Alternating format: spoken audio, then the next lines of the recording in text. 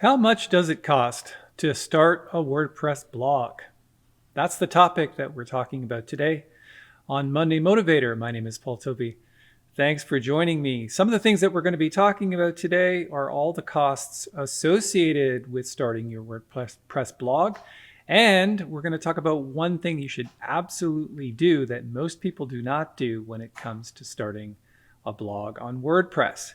And we're going to get to that in just a second.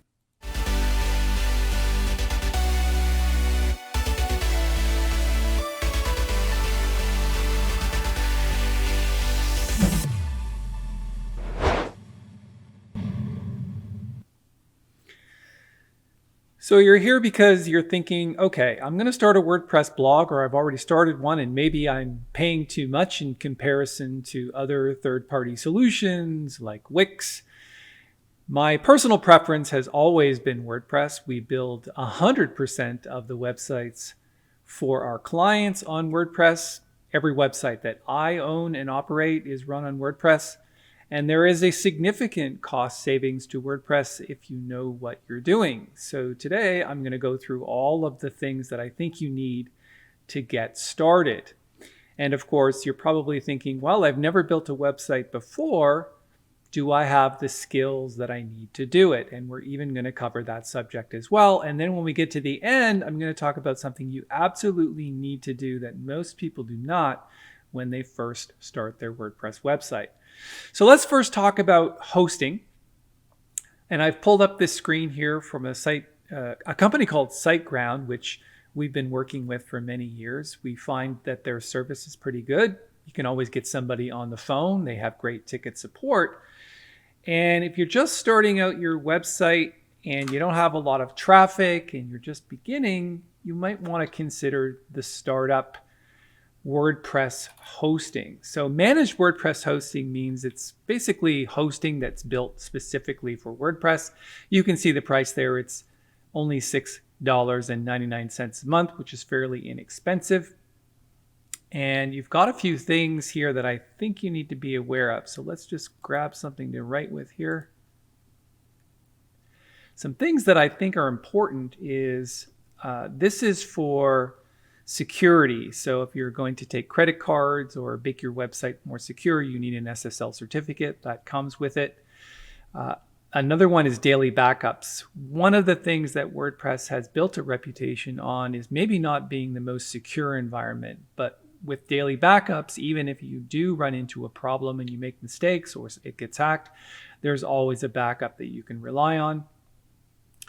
And then unlimited databases, meaning if you wanted to install more than one WordPress installation, you need multiple databases. So you have unlimited and a 30-day money-back guarantee. And I think for most beginning websites, the amount or the size of the hosting and the amount of monthly visits, that should really be enough for most people. Now, of course, if you outgrow that and you start making money, you can always upgrade with no extra sort of transfer costs or anything if you're dealing with the same company.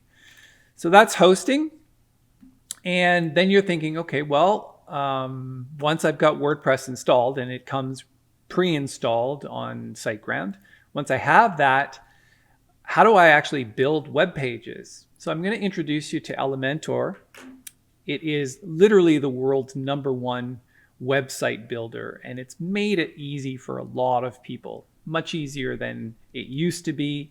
Of course, it rivals other third-party solutions like Wix when it comes to building things, and there is plenty of templates to start with. One of the things I like about Elementor is they have this neat little Get Started button, and we're going to see exactly how much it costs in just a moment, but it's kind of neat to go through this. So let me act as if I've never built a WordPress website before, and it says, do you have a WordPress website? I'm going to click no.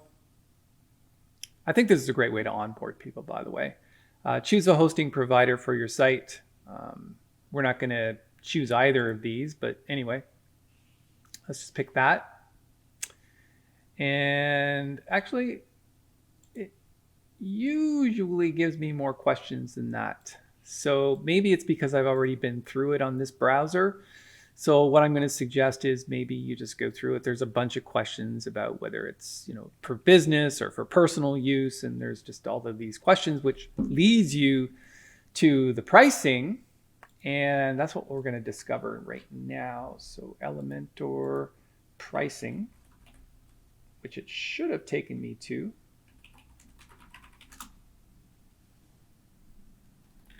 But we'll just jump there directly.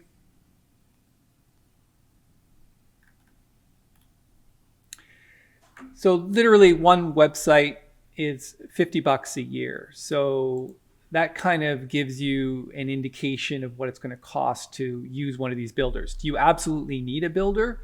If you haven't built a website before, it's probably a good idea to use Elementor because it's going to save you a lot of time. You don't really need to know code. It's a drag and drop builder. And we use it exclusively for our clients. We were using things like Aveda before, and a lot of people use Divi Builder, and then there's WP Bakery. There's a whole bunch of these builders out there.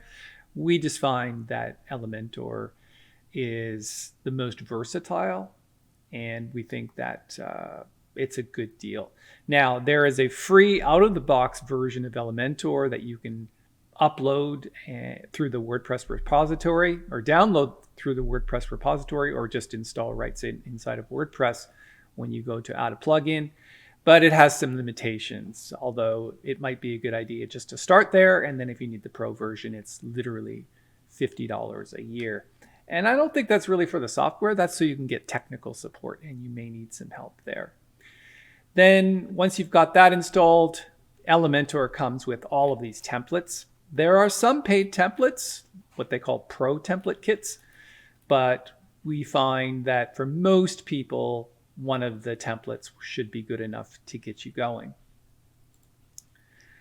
Then, because you're saving all of that money now,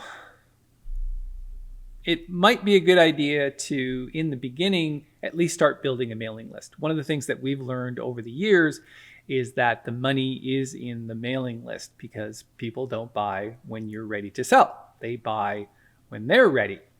And if you're not staying in front of them and you're not communicating with them through email or SMS text, then you're going to need a piece of software called Groundhogg, which is literally the world's leading CRM for WordPress. And you can see the price of Groundhogg in comparison to others, but there's actually a free out-of-the-box version that you can use to put web forms on your website and start collecting emails. For example, if somebody comes to your website and you want to give them a 10% coupon for something, you can collect an email address and a name for that. If you want to give away an ebook, Groundhogg is a great piece of software to help you collect the contact data and then send them an email so they can download their ebook. So it's a great little piece of software. There is obviously higher versions of it than the free version that you can get by installing it like you would any other plugin. But the most basic package is $20 a month, billed annually, and you can use then the advanced drag and drop email builder. You can use your own SMTP service, advanced custom meta fields, which is a really cool thing, super links, so you can track all of the links that you're sending to people in emails, premium support. That's one of the most important things that you'll need with Groundhogg, because it's not the most simple piece of software. It does require you to build some emails, to build some funnels, to follow up with people with delay timers, and a little bit of help might be nice. So premium support, and it does work for one website. I run the pro version in all of my client installations, but again, these are professional businesses who need really the highest level of software they can get to do their communications for many reasons. And then one more thing you're going to need if you're going to send emails, you need an SMTP service, Simple Mail Transfer Protocol. Groundhogg is not an email service. It makes emails and it puts them in a queue to send out, but the send out part has to happen through an SMTP service. Now, I don't recommend that you use your WordPress company to send emails. There's a limit and a throttle on the amount of emails that you can send.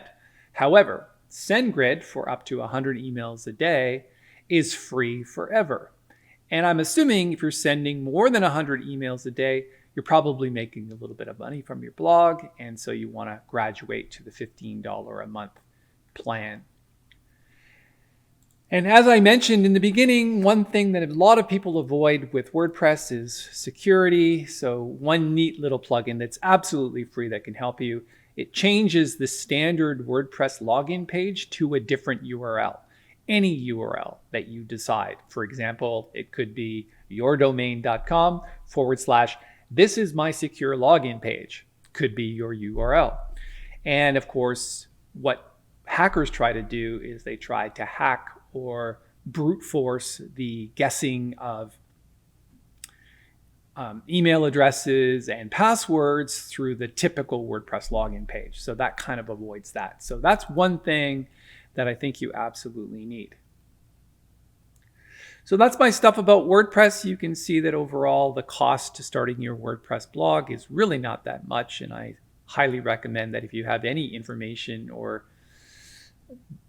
knowledge or experience to share, then WordPress is a great package to get started. If you like this video, give it a thumbs up. Just make some comments below, or any questions that you have, please leave them. And of course, subscribe to our YouTube channel. My name is Paul Toby. Thanks for hanging out with me. I appreciate it. Have a great day.